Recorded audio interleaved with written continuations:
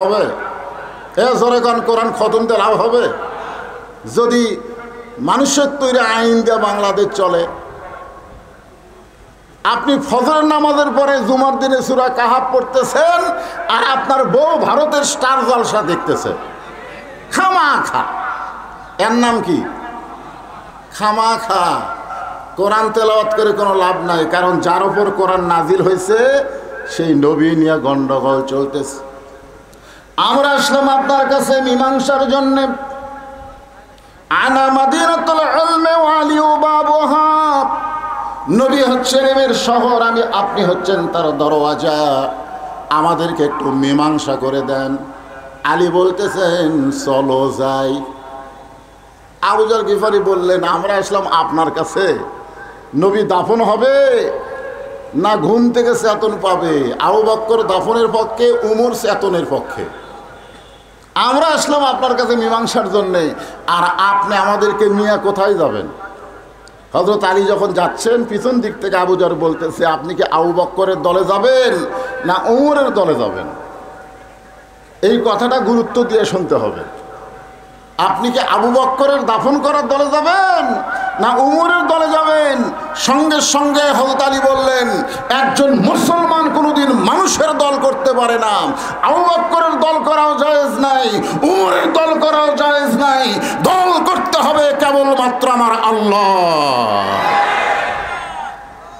আবু বকরের মতন মানুষের দল করা যাবে না, উমরের মতন মানুষের দল করা যাবে না।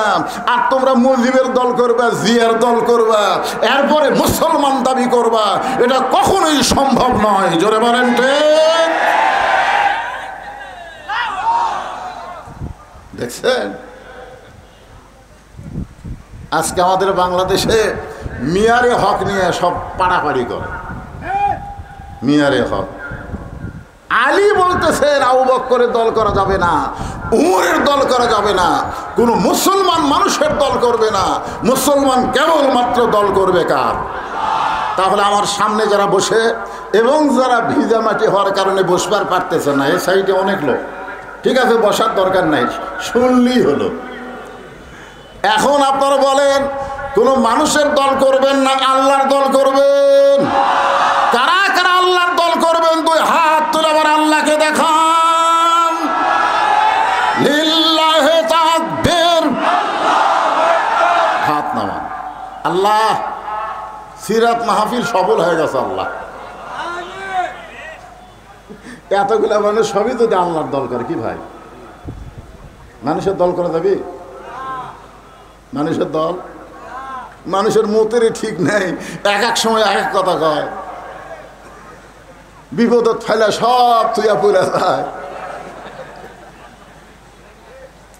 যা করছি করছি আর না। আবু যর গিফারি বললেন আলী ভাই তাহলে আমাদেরকে নিয়ে কোথায় যাবেন? হযরত আলী বলতেছেন তোমাদেরকে নিয়ে এমন একটা জায়গায় যাব যে জায়গায় গেলে মীমাংসা হবে। আপনারা বলেন তো মীমাংসার জায়গার দরকার আছে না নাই? আপনাদের এলাকায় মীমাংসার জায়গা কোনটা? আদালত।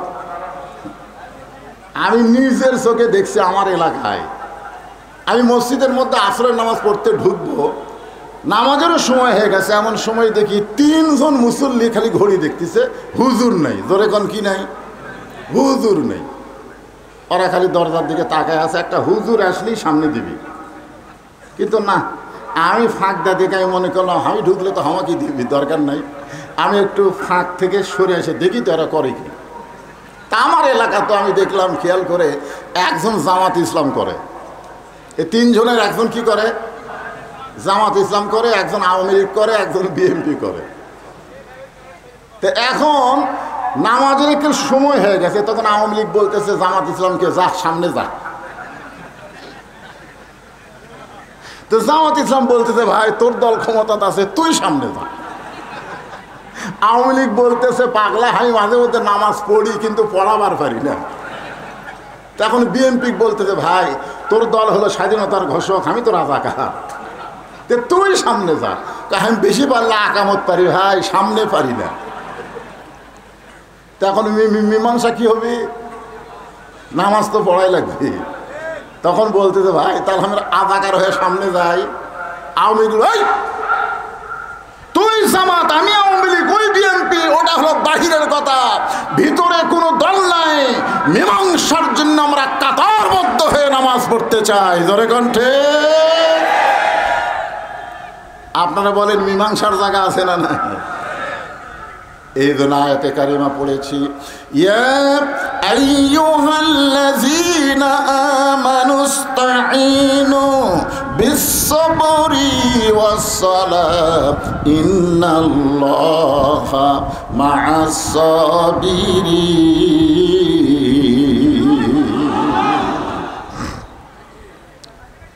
ইন্নাস সালাতা তানহা আনিল ফাহশাই ওয়াল মুনকার। একমাত্র নামাজে পারে মানুষকে যাবতীয় খারাপি থেকে বাঁচাই দিতে। আজকে যদি আল্লাহর দল, কোরআনের দল ক্ষমতায় যায়, ক্ষমতায় যাওয়ার পরে পদ্মা সেতু নির্মাণ করা, উমুক ট্যানেল নির্মাণ করা, ফ্লাইওভার নির্মাণ করা, সব কাজই করবে, কিন্তু সর্বপ্রথম যে কাজটা হলো নামাজকে কায়েমের বিল পাস করবে। ধরে বলেন কথা ঠিক? নামাজ নাই, কিচ্ছু নাই। আল্লাহ রাসূল জীবনের শেষ প্রান্তে সে মা আয়েশার কোলে মাথা রেখে নামাজের জামাত দেখেছে। নবীর চোখ দিয়ে দরদর করে পানি পড়তেছে। মা আয়েশা বলে, ইয়া রাসূলুল্লাহ আপনি কাঁদতেছেন, আপনার জায়গায় আমার বাবা ইমামতি করতেছে। রাসূল বলে, আয়েশা এই নামাজের জন্য সারা জীবন আমি এত নির্যাতন ভোগ করেছি, আজকের এই কান্না আমার দুঃখের কান্না না, এই কান্না হলো আমার আনন্দের কান্না। মুসলমান জামাতে দাঁড়িয়ে গেছে, জামাতে দাঁড়িয়ে গেছে। আজকে কলেমার জামাত করলে কোনো সমস্যা নাই, তাবলীগের জামাত করলে কোনো সমস্যা নাই, খালি ইসলামের জামাত করলে সমস্যা। জোরে বলেন কথা ঠিক কিনা? লোকটা নামাজের জামাত করে ভালো লোক বারে, লোকটা কলেমার জামাত করে ভালো, লোকটা তাবলীগ জামাত করে ভালো, লোকটা জামাত ইসলাম করে আর কথা কয় না কে? সব জামাত তোমাদের পছন্দ, জামাত ইসলাম কোন জায়গায় তাকিরা মারছে? যত জামাতি করো কোন জামাত কবুল হবে না যতক্ষণ জামাত ইসলাম না করবে। জোরে বলেন কথা ঠিক? হযরত আলী বললেন, এমন একটা জায়গায় তোমাদেরকে নিয়ে যাব যে জায়গায় গেলে তোমরা মীমাংসা পাবে। হযরত আলী সামনে সামনে আর হাজার হাজার সাহাবী পিছনে পিছনে। যেই ঘরে আল্লাহর নবী ঘুমায় আছে, শুয়ে আছে, কিংবা বিদায় নিয়েছে, এই ঘরটা হলো মা আয়েশার ঘর। জোরে বলেন কার ঘর? ওই ঘরের দরজাত গিয়ে হযরত আলী দাঁড়ালেন। হযরত আলী দাঁড়ালেন মা আয়েশার ঘরের দরজায়। আবু বকর রাদিয়াল্লাহু দৌড়ে এসে বলতেছে, আলী রাসূল সোবে সাদিকে দুনিয়া থেকে বিদায় নিছে, আমি তাকে দাফন করতে চাই, কিন্তু উমর যে খেপা খেয়েছে, তুমি যদি একটু আগে আসতা উমরের ক্ষমতা হতো না যে বাধা দিত। আপনারা বলেন তো, হযরত আলী যার পক্ষে যাবে তার বিপক্ষে কোনো লোক থাকবে? জ্ঞানের দিক দিয়ে, শক্তির দিক দিয়ে, কথা কন না কেন? জ্ঞানের দিক দিয়ে হযরত আলীর চাইতে বড় জ্ঞানী আছে? শক্তির দিক দিয়ে আসাদুল্লাহিল গালিব, এটা কাউয়া কাদের না, মাজা ভাঙ্গা তাও ডাকে খেলা হবি, খেলা হবে, এটা কাউয়া কাদের।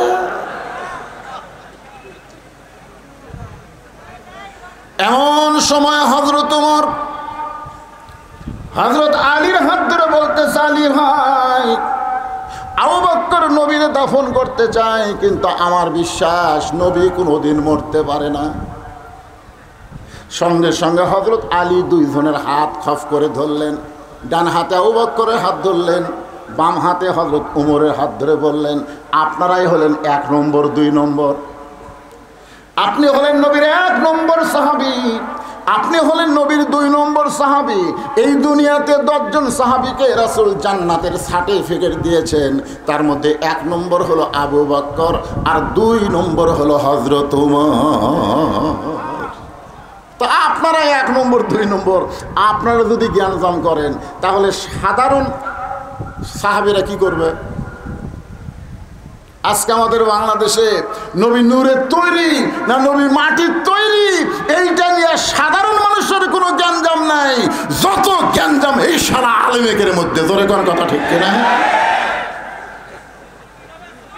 এই শালা আলেমেরা আজ থেকে 20 বছর আগে, আমার ওয়াজের বয়স হচ্ছে 41 বছর, আজ থেকে 20 বছর আগে নবী নূরের তৈরি না মাটির তৈরি এইটা নিয়ে বাংলার জমিনে কোনো ফতোয়াবাজি হয় নাই। কিন্তু বর্তমান সমাজে আলেম যত বাড়তেছে আর এইটা নিয়ে ফতোয়াবাজি হচ্ছে। আজকে সিরাতে রাসূলের দিনে শুনে যান নবী কিসের তৈরি, আমাদের জানার দরকার আছে না নাই? জোরে করে আছে না নাই? হ্যাঁ, সিরাত মাহফিল দিবেন, 3 দিন ধরে খালি তাফসীর হবে, নবীর কিছুই শুনবি না। কি জানা দরকার আছে না নাই? তো এখন আপনি 1 নম্বর, আপনি 2 নম্বর, আপনারাই জ্ঞানদান করছেন। তাহলে সাধারণ সাহাবীর খবর কি? আবু বকর বলে ওমর নবী সবের সাথে বিদায় নিয়েছে, দাফন করতে চায়। আবু বকর বলে আলী নবী সবের সাথে বিদায় নিয়েছে, দাফন করতে চাই। ওমর ফারুক বলতেছে আলী ভাই ডাক দিলেই নবী চেতন পাবে। আলী বলতেছে তাহলে জ্ঞানজাম করে লাভ নাই, তদন্ত করে রিপোর্ট দেওয়া লাগবে। তদন্ত, জোরে কোন কি? আসলে নবী কি বিদায় নিছে না ঘুমে আছে, এটা তদন্ত করার দরকার আছে না নাই? তা আপনারা তদন্ত না করে রিপোর্ট দিচ্ছেন কি? আপনি বলতেছেন নবী বিদায় নিছে, এটাকে আপনি তদন্ত করছেন?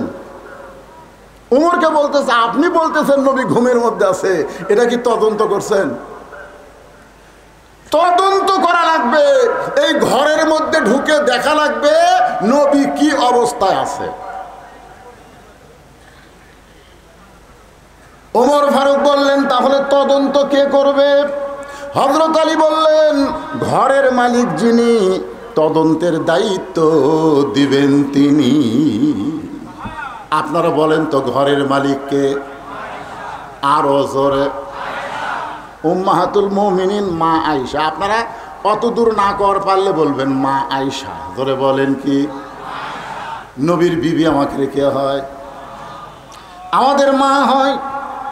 এই কারণেই মা আয়েশা যাকে বলবেন তিনি তদন্ত করবেন। আলী বলতেছেন ও মা, নবী সম্পর্কে বাহিরে জ্ঞানজাম বেঁধে গেছে। একদল বলতেছে নবী বিদায় নিছে, আর একদল বলতেছে নবী ঘুমের মধ্যে আছে। মা, নবী কেমনে আছে এটা তদন্ত করে আগে রিপোর্ট দেওয়া লাগবে। এখন আপনি বলেন তদন্ত কে করবে? মা আয়েশা ঘরের ভিতর থেকে বললেন নবীর মাদ্রাসার 1 নম্বর ছাত্র যিনি, তদন্তের দায়িত্ব পাবেন তিনি। আপনারা বলেন তো নবীর মাদ্রাসার 1 নম্বর ছাত্রকে? হ্যাঁ, আল্লাহ নবী বলেছেন ইন্নী বুইসতু মুআল্লিমান, আল্লাহ আমাকে শিক্ষক করে দুনিয়াতে প্রেরণ করেছেন। লিউতাম্মিমা মাকারিমাল আখলাক, আর আমার ছাত্র যারা গোল্ডেন A+ পাইছে তারা সুবহানাল্লাহ বলেন। এর মধ্যেও তো 1 নম্বর আছে, আছে না নাই? মা আয়েশা বললেন 1 নম্বর ছাত্র যিনি, তদন্তের দায়িত্ব পাবেন তিনি। সমস্ত সাহাবীরা বিশ্বাস করলেন 1 নম্বর হলো আবু বকর। হযরত আবু বকর এখন মা আয়েশার ঘরের দরজায় সালাম দিচ্ছেন, আসসালামু আলাইকা ইয়া রাসূলুল্লাহ। সুবহানাল্লাহ বলেন। সালাম দেওয়ার সাইজ আছে না নাই? এজোর এখন আছে না নাই?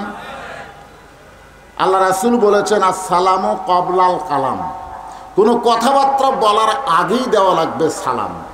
আমি যদি বলি শাহাবুদ্দিন ভাই আসসালামু আলাইকুম, সালাম হবে? আমি যদি বলি আলমগীর ভাই আসসালামু আলাইকুম, সালাম হবে? আমি যদি বলি চেয়ারম্যান সাহেব আসসালামু আলাইকুম, সালাম হবে? কেন হবে না? কারণ আগে আমি আলমগীর ভাই, শাহাবুদ্দিন ভাই, চেয়ারম্যান সাহেব বলেছি। এগুলা বাদ দিয়ে আগে সালাম দিয়ে বলতে হবে আসসালামু আলাইকুম শাহাবুদ্দিন ভাই, আসসালামু আলাইকুম আলমগীর ভাই। আগে সালাম তারপরে কালাম। তাহলে যারা বলে ইয়া নবী সালাম আলাইকা, আপনারা বলেন তো এরা সালামের আদব আদায় করলো? আগে ইয়া নবী কইয়া তারপরে সালাম দিল। আমি যতবার হজ করতে গেছি ইয়া নবী সালাম আলাইকা দেওয়া কাকু দেখিনি। সবাই বলেছে আসসালামু আলাইকা ইয়া রাসূলুল্লাহ, আসসালামু আলাইকা ইয়া হাবিবুল্লাহ। আগে সালাম তারপর ইয়া রাসূল, আগে সালাম তারপর ইয়া নবী। জোরে বলেন কথা ঠিক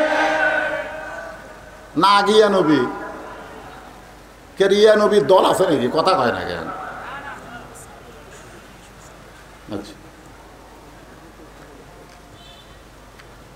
বাজান কোনো ফেতনা বাজানোর জন্য না, নবীর হাদিস এটাকে আপনারা মানেন। আসসালামু ক্বাবলাল কালাম এটাকে আপনারা মানেন?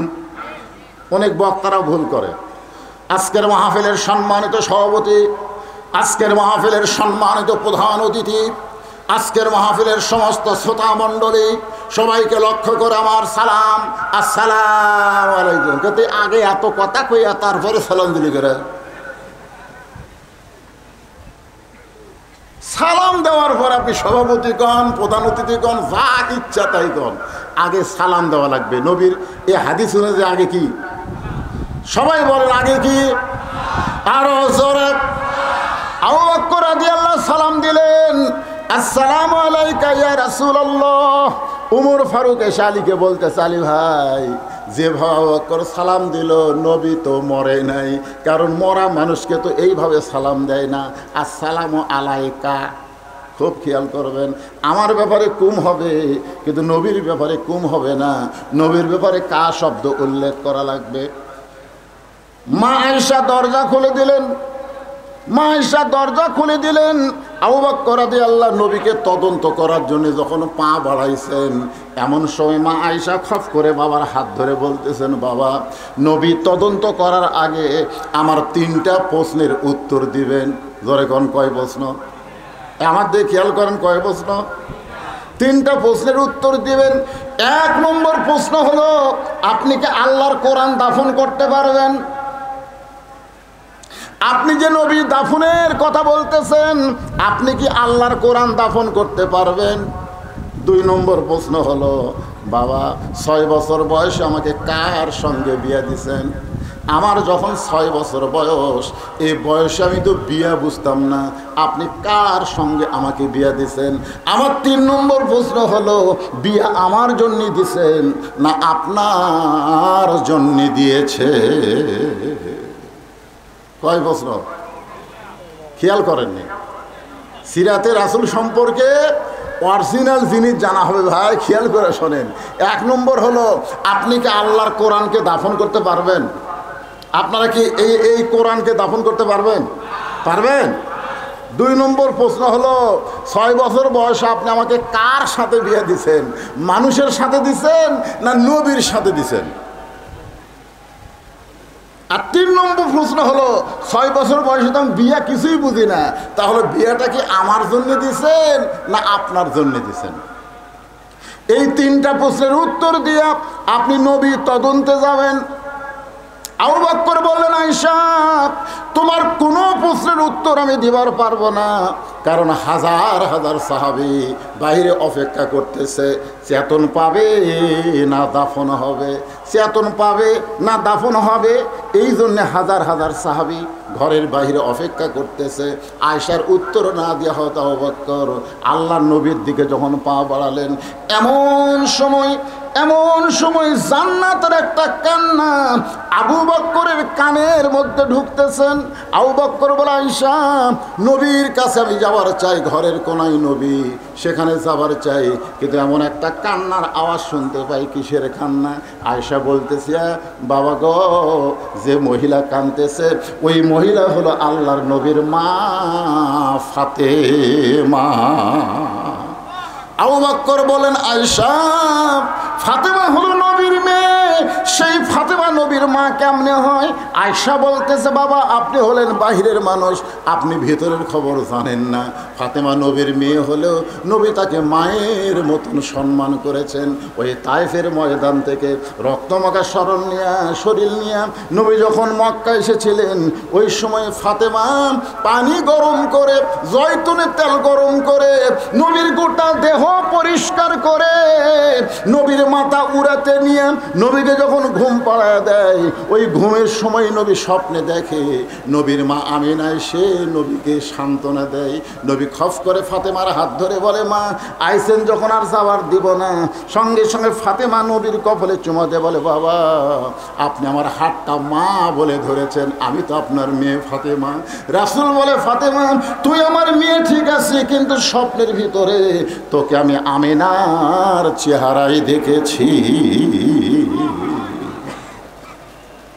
আবু বকর বললেন, আয়েশা আমি একটু নবী তদন্ত করতে চাই, তুমি একটু বলো ফাতেমা যেন অন্দরমহলে যায়। মা আয়েশা বললেন, ফাতেমা অন্দরমহলে যাও। আয়েশার বাবা হচ্ছে ফাতেমার কে? এজন্য এখন আয়েশার বাবা ফাতেমার কে হয়? হ্যাঁ, কথা কয় না, না না, মা আয়েশা হলো মা, তার বাবা হলো নানা। অথচ বললেন ফাতেমা অন্দরমহলে যাও, মেয়েদের জন্য একটা মহল থাকবে, যেই মহলটা হলো অন্দরমহল। ওই মহলের মধ্যে কোনো পুরুষ মানুষ ঢুকতে পারবে না।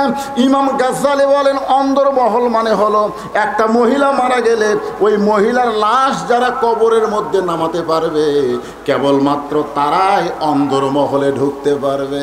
এখন আপনার বাড়িতে যদি মহিলা থাকে, ওই ঘরের মধ্যে কারা কারা ঢুকবে আপনি হিসাব করেন। আপনার বউ যদি মারা যায়, আপনি বলেন তো কারা কারা লাশ ধরে কবরের মধ্যে নামাবার পারবে? আপনি হিসাব জানেন? দুলা ভাই পারবে? দুলা ভাই শালি মারা গেছে, দুলা ভাই বলতেছে আমার আদরি শালি মারা গেছে, আমি একটু কবরত নামাবো, আপনারা কি বলবেন? হারাম। দুলা ভাই শালির লাশ ধরা হারাম। দুলা ভাই সাইডে যায় মুচকে মুচকে হাসি আর কয়, এই শালি কতদিন আমার হুন্ডার পাশে চললো, হাইড্রোলিক ব্রেক ধরলাম, শালি আমাকে চাপিয়ে ধরলো, একজন হারাম কয় না রে, আর মরার পরেই হারাম। যে কয়জন পুরুষ মানুষ একটা মহিলাকে কবরের মধ্যে নামাতে পারবে, মহিলার খাটনি কান্দে নিবার পারবে, ওই সকল পুরুষ ছাড়া অন্দরমহলে কোনো পুরুষ ঢুকতে পারবে। যেদিন কোরআন দিয়ে বাংলাদেশ চলবে সেই দিনে আইন চালু হবে, অকরনা ফি বুয়ুতিকুন্না ওয়ালা তাবাররুজনা তাবাররুজাল জাহিলিয়াতিল উলা। আবু বকর রাদিয়াল্লাহু আল্লাহর নবীকে তদন্ত করতে গেছে, তদন্ত করতে গিয়ে দেখে নবীর মাথার কাছে একজন খাড়া হয়ে আছে, তার নাম হলো হাসান। জোরে গান, তার নাম কি? নবীর পায়ের কাছে একজন দাঁড়ায় আছে, তার নাম হলো হোসাইন। যেই মাত্র আবু বকর গেছে নবীর কাছে, সঙ্গে সঙ্গে দুই ভাই দৌড়ে এসে আবু বকরের দুইটা হাত ধরে বলতেছে, ওগো মুরব্বি, সকাল থেকে নানা নানা বলে ডাকতেছি, এখন পর্যন্ত নানা কোনো কথা কয় না, আমরা নানা ছাড়া বাঁচব না, আপনি নানাকে ডাক দেন, কারণ নানার মুখে গল্প শুনেছি আপনার মতন ভালো মানুষ দুনিয়াতে কেউ নাই। আবু বকর চমকে গিয়ে বলতেছে, তোমার নানা আমার কি গল্প করেছে? হাসান হোসেন খুব দুষ্ট ছিল, দুষ্টামি যখন করতো আল্লাহ নবী বলতেন, ও হাসান হোসেন আয় ভাই, তোদেরকে একজন মহামানবের গল্প শোনাই। হাসান হোসেন তখন নবীর কাছে বসে বলে, না না, তাহলে একজন মহামানবের গল্প শোনান। এবার আল্লাহ নবী বলে, তাহলে শোন, একদিন বলেছিলাম গভীর রাত্রে মক্কা থেকে মদিনায় হিজরত করব। এই কথা বলার 6 মাস পরে মক্কা থেকে মদিনায় হিজরত করার জন্যে আবু বকরের ঘরের দরজায় ডাক দেওয়ার সঙ্গে সঙ্গেই দরজা খুলে দেয়। আমি বললাম, আবু বকর তুমি কি ঘুমাও না? আবু বকর বলে, রাসূলুল্লাহ ওই যে 6 মাস আগে বলেছিলেন আমাকে সঙ্গে করে মদিনায় যাবেন, আজ পর্যন্ত আমি ঘুমাইনি, বরং সারা রাত দরজায় দাঁড়িয়ে থাকি। হাসান হোসেন বলে, না না, ওই মহামানব সম্পর্কে কি আর কোনো গল্প নাই? রাসূল বলে, হাসান রে, হোসাইন রে, শোন, ওই গাড়ে সুরের মধ্যে আমি দুর্বল হয়ে যখন ঘুমায় যাই, আবু বকর তখন ছিদ্রের মুখে পা লাগায়, বিষাক্ত সাপ পায়ে কামড় দেয়, কিন্তু আবু বকর আমাকে ঘুম থেকে ডাক দেয় না। একসঙ্গে আবু বকরের চোখের পানিতে আমার ঘুম ভাঙ্গে যায়। আমি বললাম, আবু বকর কি জন্য কাঁদতেছ? বাড়ির কথা মনে করে কান্দো, বিবির নবীর কথা মনে করে কান্দো। আবু বকর বলে রাসূলুল্লাহ আপনি যখন ঘুমায় গেছেন আমি ছিদ্রের মুখে পা দিয়েছি, কি জানো বারবার আমারে কামড় দেয়। রাসূল বলে আবু বকর তোমার সাপে কামড় দেয়, তুমি আমারে কেমন যাতন করো না। আবু বকর বলে হুজুর আমার জীবনের চাইতে আপনার ঘুমের দাম অনেক বেশি, আমি আমার জীবনের চাইতেও আপনার ঘুমকে বেশি ভালোবাসি। আর কতকগুলো শালারা কয় ওয়াইস করুনি সব দাঁত ভাঙ্গিছে। শালারা আপনার বলেন ইচ্ছা করে কেউ যদি দাঁত ভাঙ্গে এটা কবিরা গুনাহ, ধরে কোন কথা ঠিক কিনা? নবী কি ইচ্ছা করে দাঁত ভাঙ্গিছে না উহুদের ময়দানে দাঁত ভাঙ্গিছে? আর গাঁজা খুরিরা কয় 32 দাঁত ভাঙ্গিছে। জি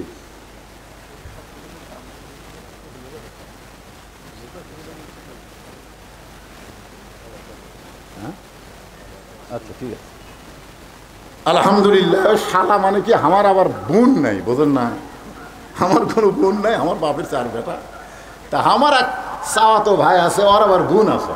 আর দুলা ভাই আসলেই দৌড়ে দেখায় দেন 500 টাকা দেন, দেন 1000 টাকা দেন। ওই দুলা ভাই যখন টাকা দেয় তখন কই আল্লাহ রে শালা যদি আমি হতে পারতাম তাহলে আমিও টাকা পেতাম। সেই দিন থেকে শালা গালটা আমার খুব পছন্দ, কিন্তু আমি কারো শালা হওয়ার পারিনি ভাই, কারণ আমার বোন নেই। এখন কি নাই? আপনারা বলেন তো বগুড়া জেলার কি শালা ভাষা খারাপ? এ কথা কন না কেন খারাপ? তো যাই হোক একটু মনোযোগ দিয়ে কথাগুলো শুনবেন। আবু বকর রাদিয়াল্লাহু দুইটা হাত দুইজন চাইবা ধরছে। এমন সময় আবু বকর বলতেছে ওমর তুমি ঠিক বলেছো, তুমি ঠিক বলেছো। হাসান হোসেনকে সঙ্গে করে যখন দরজা খোলা আবু বকর বের হয়, আলী বলতেছেন আল্লাহর নবীর খবর কি, নবী দাফন হবে না চেতন পাবে? আবু বকর বলতেছে দাফন হবে না চেতন পাবে এটা আমি বলবো না, এটা আলী আল্লাহর কোরআন থেকে বলবে। সবাই বললো আপনি কেন বলবেন না? বলে আমার 2 হাত ধরে আছে কি সেটা দেখছেন? এ হাসান হোসেনের সামনে ওর নানার কথা বলা যাবি না। আমি একটু চলে যাই। নবী কি হবে, দাফন হবে না চেতন পাবে? হযরত আলী আল্লাহর কোরআন থেকে সিরাত আপনাদের সামনে বয়ান করবে। এখন হযরত আলী আল্লাহর কোরআন থেকে কি বয়ান করবে? কারা কারা শুনবেন? আল্লাহকে একটু হাত দেখেন তো দেখি। আল্লাহ হাত দেখেন। লিল্লাহে তাকবীর। হাত নামান। এটা শোনার আগ দিয়ে আপনাদের কাছে একটু ব্যাগ যাবে, ব্যাগ। এই ব্যাগের মধ্যে 10 টাকা 20 টাকা 50 টাকা 100 টাকা যে যা পারবেন, বিশাল খরচ ভাই। তবে আমি আলমগীর ভাইকে বলবো আগামীতে যখন সিরাত মাহফিল করবেন এই বর্ষাকালে না করে, সিরাত মাহফিল খালি রবিউল আউয়াল মাসেই করা যায় তা না, সারা বছর করা যায়। জোরে কোন ঠিক কিনা? সারা বছর করা নবীর সিরাতের উপরে মাহফিল সারা বছর করা যাবে। এই বর্ষাকালে যার না করে এটা একটা কেমন সাইজ? বৃষ্টি ধরছিলি তো আল্লাহ ছাড়া দিছে। আজকের মাহফিলের শেষ পর্যন্ত আল্লাহ যেন আর বৃষ্টি না দেয়। জোরে কর আল্লাহুম্মা আমিন। হ্যাঁ সবাই বলে আল্লাহুম্মা আমিন। হ্যাঁ দেন, ব্যাগের মধ্যে দেন দেন দেন, সবাই দেন, সবাই আল্লাহর রাস্তে দেন। 10 20 50 100। যদি কেউ মনে করেন হুজুর আমি 500 1000 দিব, তাহলে ব্যাগের মধ্যে না দিয়ে টেজত দেন। কারণ 500 1000 ব্যাগের মধ্যে শয়তান দিবি না, মিন শারিল ওয়াসওয়াসিল খান্নাস। শয়তান বলবি 500 টাকা ব্যাগের মধ্যে দিব রে সিনা, 10 টাকা দে। যে টাকা চলবি না, চালা লেয়নি, পানালা ধরেনি, ওই টাকা দে। এই জন্যে 500 টাকা আর 500 টাকা 1000 টাকা এইরকম যদি কোনো আল্লাহর দানবীর থাকেন তাহলে ব্যাগের মধ্যে না দিয়ে টেজত এসে দেন, দেন আল্লাহর রাস্তায় দেন। এখানে এমন অনেক আল্লাহর বান্দা আছে 10,000 টাকা দিতে পারে, এরকম আল্লাহর বান্দা আছে। হ্যাঁ দেন, সবাই দেন, সবাই আল্লাহর রাস্তায় দেন। পকেটে হাত দিয়েছেন তো সবাই দেন। হ্যাঁ যারা দাঁড়িয়ে আছেন তাদের কাছেও ব্যাগ নিয়ে যাও বাবা, যারা দাঁড়িয়ে আছে তাদের কাছেও ব্যাগ নিয়ে যাও। সবাই আল্লাহর রাস্তায় 10 20 50 100 টাকা করে এই সিরাত মাহফিলের জন্য আপনারা দান করবেন। একটু জিকির করেন লা ইলাহা ইল্লাল্লাহ, লা ইলাহা ইল্লাল্লাহ, লা ইলাহা ইল্লাল্লাহ, লা ইলাহা ইল্লাল্লাহ, লা ইলাহা ইল্লাল্লাহ লা ইলাহা ইল্লাল্লাহু ইল্লাল্লাহ ইল্লাল্লাহু ইল্লাল্লাহ লা ইলাহা ইল্লাল্লাহু মুহাম্মাদুর রাসূলুল্লাহ সাল্লাল্লাহু আলাইহি সাল্লাম। এশা পড়ে হবে হিদায়াতুল ইসলাম একজন আল্লাহর বান্দা 500 টাকা দান করছে। আল্লাহ তার দানকে কবুল করেন। যে নিয়তে দান করলো আল্লাহ নেক নিয়ত নিয়ে আশা পুরা করলো। আল্লাহুম্মা আমিন। 3 মিনিট কাম তো সারা রে বা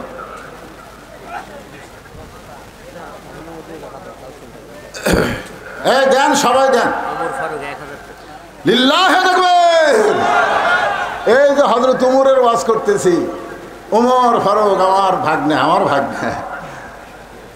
1000 টাকা দান করেছে। আল্লাহ ওমর ফারুকের দানকে কবুল করেন। আপনজন যারা কবরে গেছে দানের ওসিলায় আল্লাহ তাদের কবরকে জান্নাতের টুকরা বানায় দেন। জোরে কোন আমিন। হযরত আলী ঘোষণা করবেন সিরাতে রাসূল। আবু বকর রাদিয়াল্লাহু তদন্ত করছে কে? এ কথা কয় না, কে করলো? আবু বকর রাদিয়াল্লাহু তদন্ত করলো, কিন্তু ঘোষণা দেবেন হযরত আলী। হাসান হোসেনকে নিয়ে যখন চলে গেছে, এমন সময় কোরআন থেকে হযরত আলী বলতেছেন কুল কুল, হে রাসূল আপনি বলেন, ইন কুনতুম তুহিব্বুনাল্লাহ ফাত্তাবিউনি ইউহিব্বুকুমুল্লাহ ওয়া ইয়াগফির লাকুম যুনুবাকুম ওয়াল্লাহু গাফুরুর রাহিম।